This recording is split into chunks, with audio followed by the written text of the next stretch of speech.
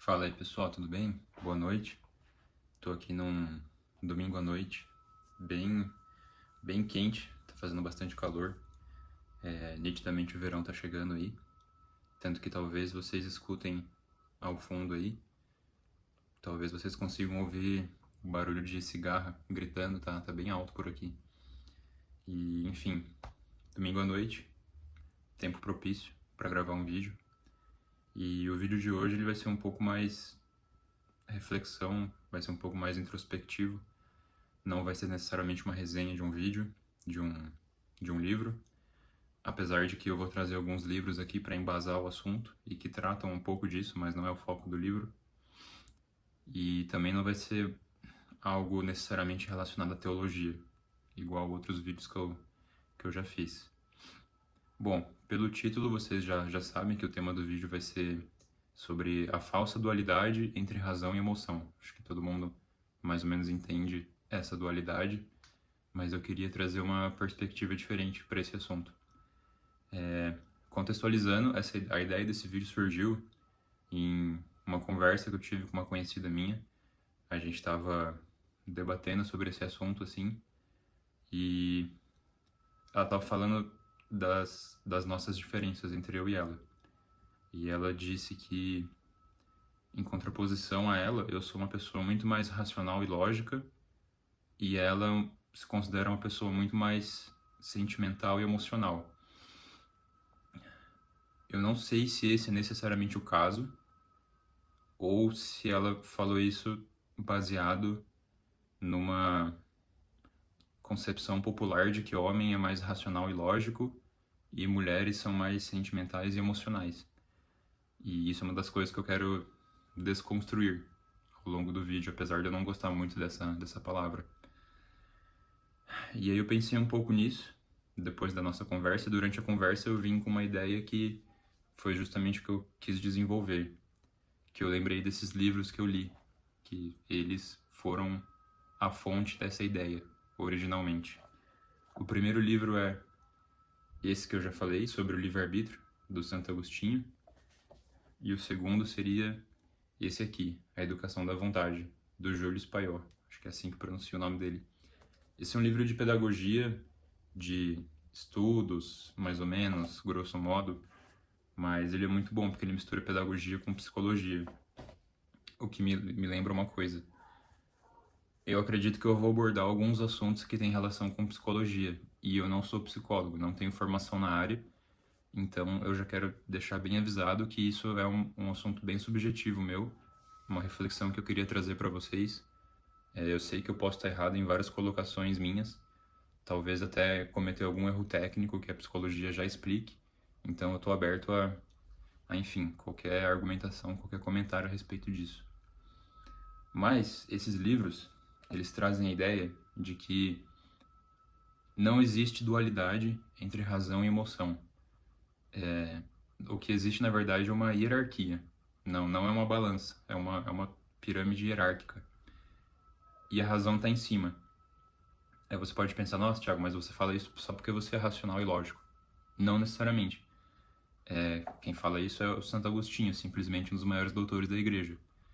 E por que e como ele fala isso? Ele fala isso porque, ao longo do tema principal do livro, que é o livre-arbítrio, ele explica que a gente é diferente dos outros animais porque a gente tem justamente a razão. Só que a razão não é a mera capacidade de você pensar, porque isso os animais também fazem, né? A razão ela tem muito a ver com o intelecto, tem muito a ver com o fato de a gente ser criado com a imagem e semelhança de Deus, mas isso é um argumento teológico, né? E tem muito a ver com a nossa capacidade de conseguir compreender conceitos abstratos, subjetivos, fazer ponderações, deduções, induções, enfim, uma miríade de faculdades mentais aí que vem da nossa razão e que diferencia a gente dos animais. Ao mesmo tempo, as emoções e os sentimentos ficam embaixo, porque os animais têm isso. Então é uma coisa que a gente tem em comum, então não tem como a emoção ser superior à razão. E justamente pela razão estar no topo da pirâmide em relação à emoção e os sentimentos, isso significa que ela deve ser responsável por ordenar os nossos sentimentos. Tipo, botar em ordem, dar uma direção. É a razão que vai controlar a nossa emoção. Isso pode parecer um pouco meio restritivo, mas não é justamente o contrário. E foi isso que eu falei para essa minha conhecida. Eu discorri um pouco sobre esses assuntos dos livros e falei que as pessoas têm essa falsa concepção de que é uma dualidade, mas na verdade não é. E você percebe um pouco isso, porque a pessoa que pensa que ela é mais emocional, você vê que ela é meio descontrolada, assim, tipo, ela não tem um equilíbrio. Porque quando você não trata a sua razão como o princípio ordenador das suas emoções,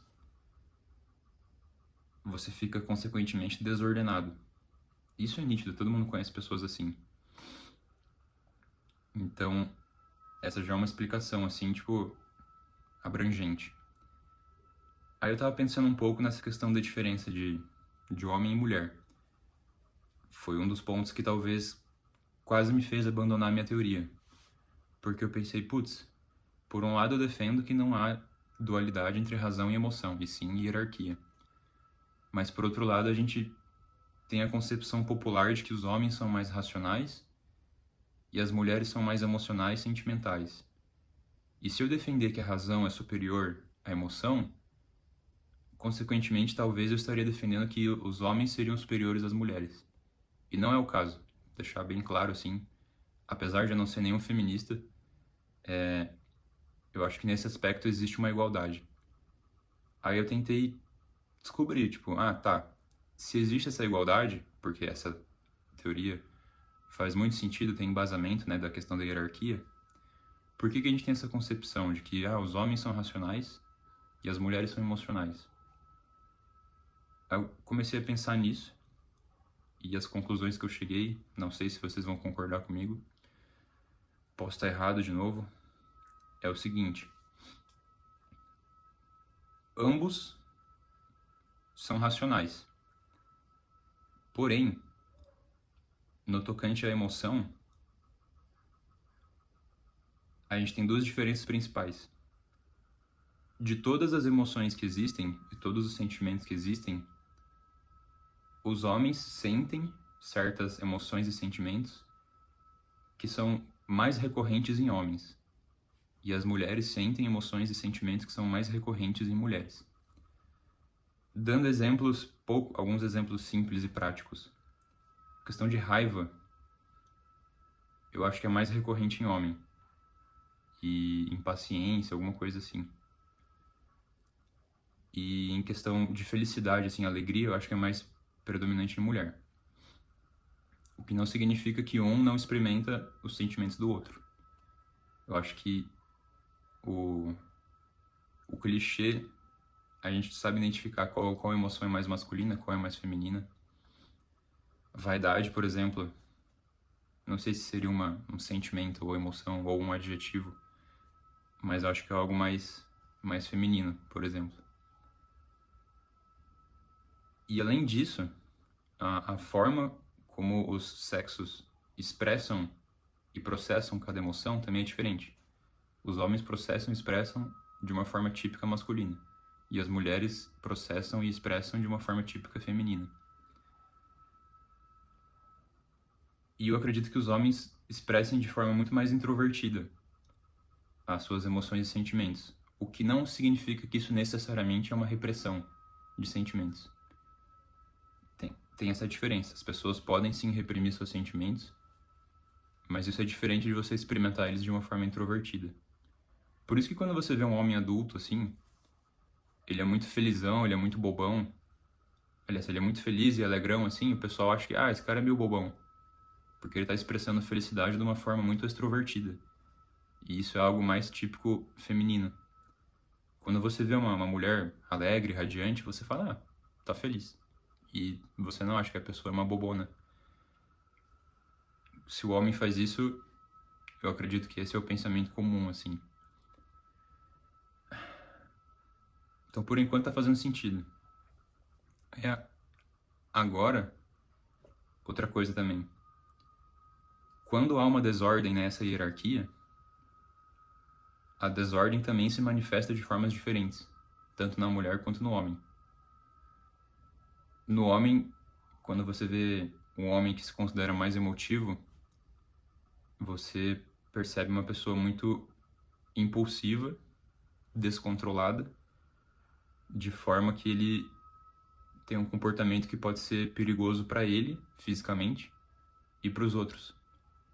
Porque a imagem que a gente tem do homem descontrolado é um homem raivoso, que xinga, que perde controle, que briga no trânsito, que briga com a família, com a esposa, com os filhos. Tem essa questão mais física, assim.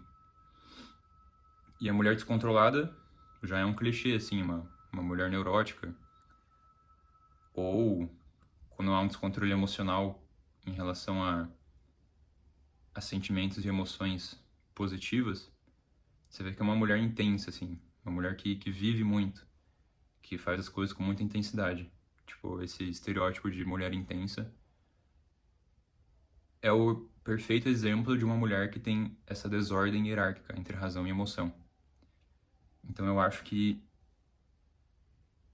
é bom a gente ter noção de que não é necessariamente uma dualidade, porque se a gente pensa assim, isso pode ser prejudicial, especialmente para as mulheres, porque já existe o senso comum de que as mulheres são mais emocionais, então elas podem ser vítimas mais frequentes desse pensamento. E a vítima desse pensamento, ela vai sofrer justamente com isso que eu falei. Ela vai ser uma pessoa descontrolada, intensa e vai acabar se machucando. Ou prejudicando a própria vida, ou prejudicando a vida dos seus próximos, né?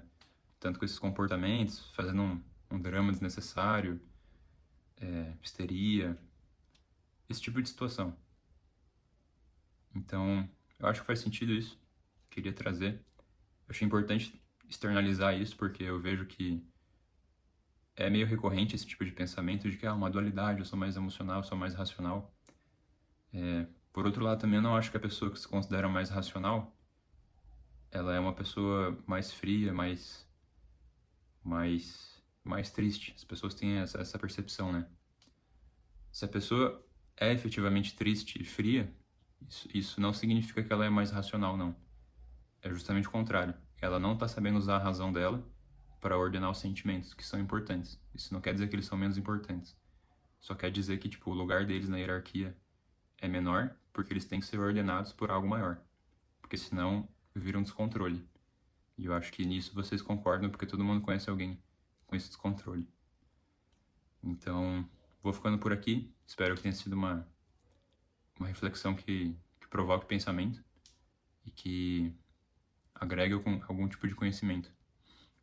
Fico aberto a comentários.